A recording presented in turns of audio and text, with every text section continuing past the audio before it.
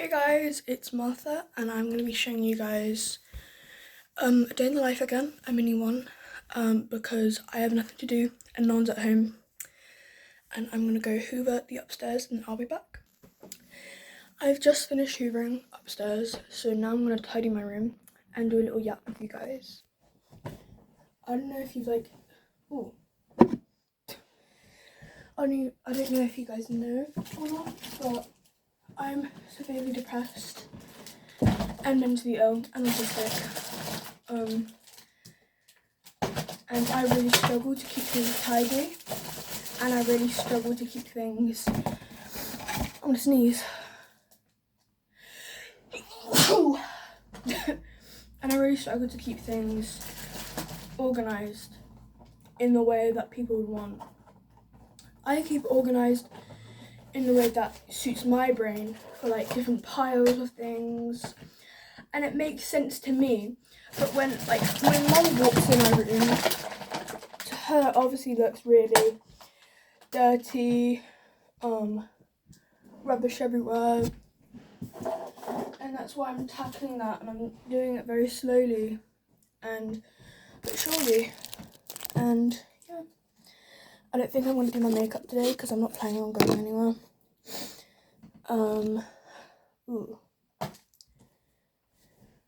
But yeah, my eating disorder's gotten a lot worse since the last time I did a video. I don't know why, but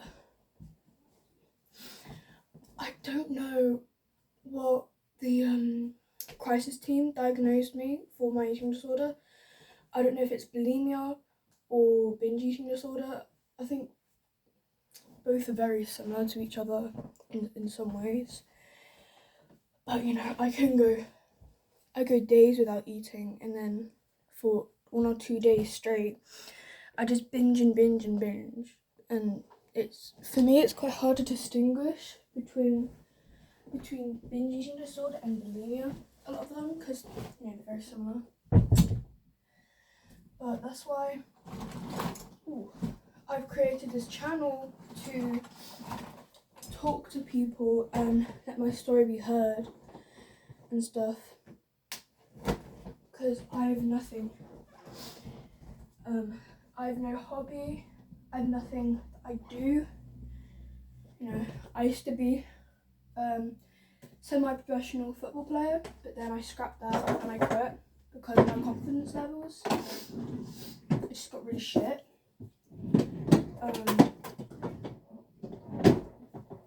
Yeah, take my inhaler, because it's prescribed.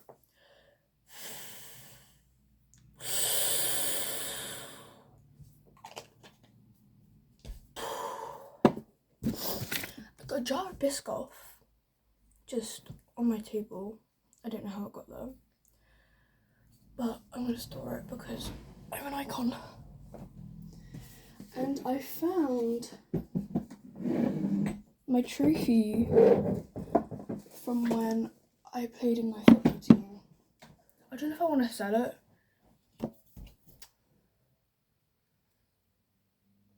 I don't know, but I was the second best on the team, but obviously not anymore because I quit.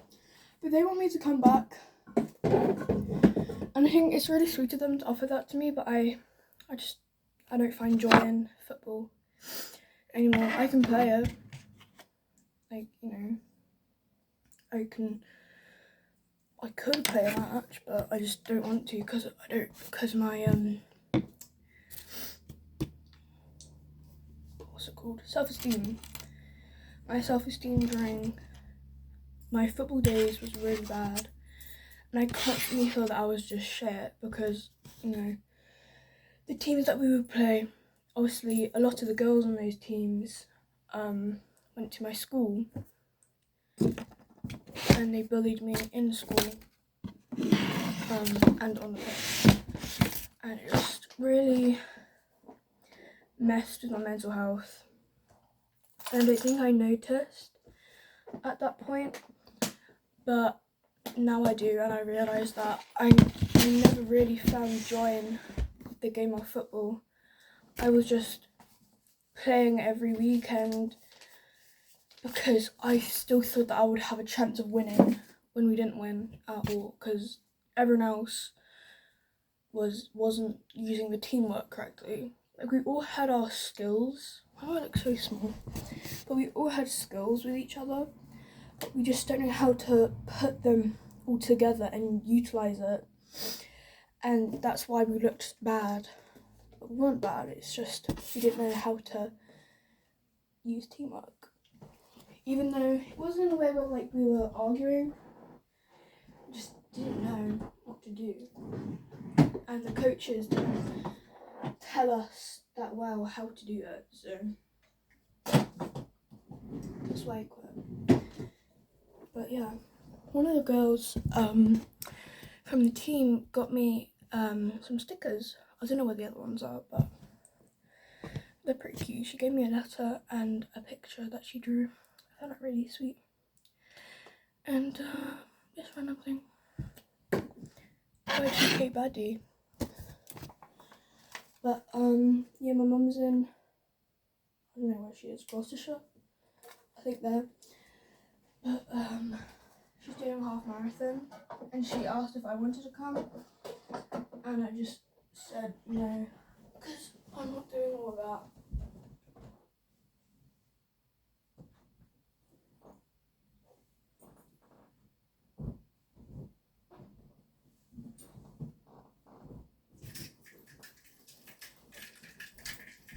Now I'm gonna tidy my clothes. And this is my vintage camera. I think it's really cool. You can record, obviously because it's a camera, but I think it's really cool. Now I'm gonna fold my clothes away because I'm trying to be active. The reason why I hoovered today is because my mum promised that if I hoover the entire house, then I could get those mini clip-on mics, because I wanted to do some ASMR, and just it makes it easier to do these videos because I want to do a lot more, because obviously I haven't done as much because I'm just lazy, just, you know, not doing a lot in life, because, you know, my mental health is bad and things getting worse, but no one's listening to me, and I'm kind of annoyed because I need someone, I need help. I have a meeting with my school next week. It's with the EWO officer, which is like, I think it's just like a safety officer, and my head of house, and I think my form tutor, and my mum and me, but kind of nervous because I know that I'm gonna be in trouble because I haven't been in school for like 5 to 6 months because I just cannot go anywhere. And it could have been where I go in and had more support, but see, I was cyberbullied, and it's not safe for me to go out because they are threatening me. Yeah, let me put my hair up. My hair's up now. I kind of look like an egg, but I have more things to worry about than that. I ran out of my antidepressants because I have liquid and fluoxetine, because I don't know what the disorder is called. I have an extreme fear of swallowing. I think it's called ARFID. I don't know, something to do with that. I have an extreme fear of swallowing, where I have to chew a lot when I eat food, and I cannot take pills. I cannot, you know, eat those pinball Moam things, because I choked on one of those and it got lodged in my esophagus, and I had a panic attack and I couldn't breathe, and that's why I have such a big fear of swallowing. So I have to have liquid fluoxetine, right? And the pharmacies, we've had like 2 pharmacies that we've gone to for these, and they keep forgetting that it's liquid, or they just don't have it, and so it just takes a little time and I don't have time. I haven't had my meds for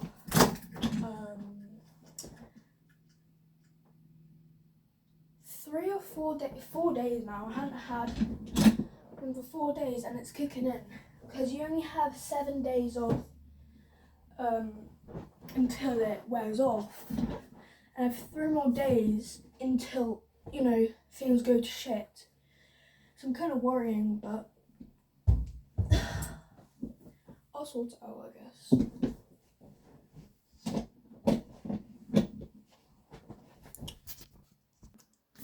I am back. I just opened my window so it's nice and light. I'm gonna do some sort of skincare because I don't want to do makeup because I don't have the what's it called? My brain's fried, bro. I don't have the energy to do my makeup, and I don't have the power. Bro, where's my stuff? What am I looking for? Moisturizer. Where's the moisturizer? Oh yeah. Before I stopped coming to school, I stole a glue stick from science. It says science on it. And that's the class that I keep getting sent out of and that I keep running away from because there's another autistic kid and he's severely autistic. I think he's an age regressor where I think he's like 12 or 13, but he acts like 5. He acts like year 1. I don't know if it's like a trauma thing or just the autism, but there we are. But he's supposed to have a teaching assistant with him at all times, right? And usually they're in lessons with him, but a lot of the time they just do stuff and talk to the teacher and ignore Sam when he's having like a meltdown, which obviously you can't do with an autistic child because they don't understand. Because they don't understand, right? And so I have to teach him things. So I have to teach him. I sit next to him in science and I explain it to him in a way that he can understand because I have autism and I also know how he feels with not being able to understand what everyone expects him to know. And a lot of the kids there bully him because he has meltdowns in the lunch line because every autistic person, they all have their triggers for a sensory overload. For example, for me, it's if there's a really loud noise, or just shouting, or just something that isn't, calm, it really makes me go into sensory overload. Or when there's a lot of people, or when there's too much hustle and bustle and things like that, or just, overstimulated. And I then have a meltdown. And for other people, it could be smelling a disgusting smell, which is also, for me, I hate the smell of beans, or just, something that isn't my safe food, because I have safe foods. And if it isn't, then I can get a meltdown. And it's, neurotypicals call it, what's it called? My brain's fried today. But neurotypicals just call it a hissy fit, or just like being a naughty kid. That's not it. That's not how autism works. You can't necessarily just be a naughty kid because they don't understand the world around them. And with Sam, his sensory overload feeling is when he's hungry. Because when you're hungry, your stomach churns and your stomach growls, and sometimes you feel sick. That really makes him uncomfortable. But the lunch lines at the school are so bad because the teachers, they don't care if, you know, there's a fight out at the lunch line, because now there's a new system where you have to wait outside the main hall, which is completely different from the cafeteria. And then you have to go in and then wait like 15 minutes for your food in a line inside, and then 15 minutes outside. You know, everyone's screaming, shouting, and everyone's hungry. And he gets a meltdown. And people make fun of him. It's really horrible. I just don't get how people bully disabled people. I just don't agree with that. Because you can't change a disability. You can't, you know, wish it away. You can't pray it away. Like, trust me, I've tried to, you know, do that.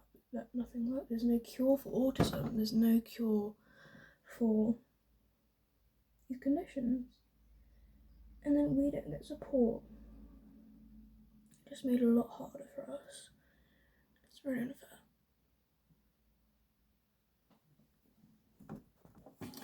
But yeah, especially with the new reform government that might be coming in, they're trying to scrap the Equality Act, and I think it's just disgusting. There's nothing wrong with the Equality Act, and what reform are wanting is that we get discriminated and that sexual harassment is going to be okay in the workplace, and it's disgusting. It's horrible, and I feel really unsafe if that comes in. But yeah, I just think that the Green Party need to get involved. You know, if I was of voting age, then I would vote green. Why is there a fly in my room? But I would vote green because, you know, that's just me. I need to make my bed. Just made my bed and I'm gonna put my dishes down. But something that I've been interested in a lot recently is like conspiracy theories, especially cults. I've gotten into the 12 tribes a lot. I think it's really cool. Well, not the thing that they're doing, but you know, learning about it, I just find it really cool. It's just so amazing.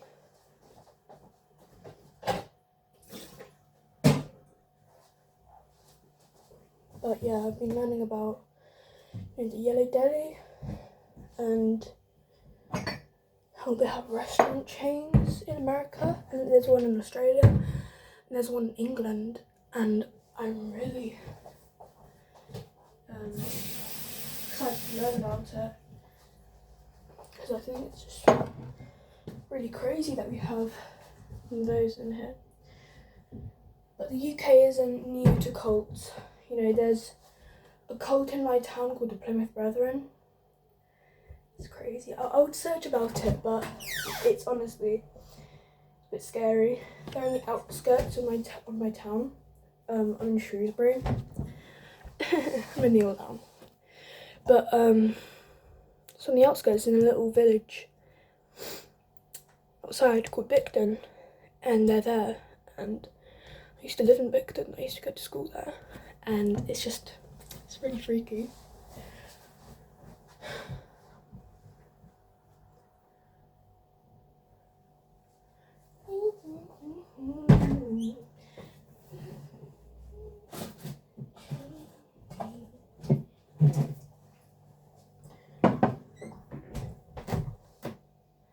I don't know what to eat, but I think I am. But yeah, I'm gonna end the video here. Have a good day. Martha out.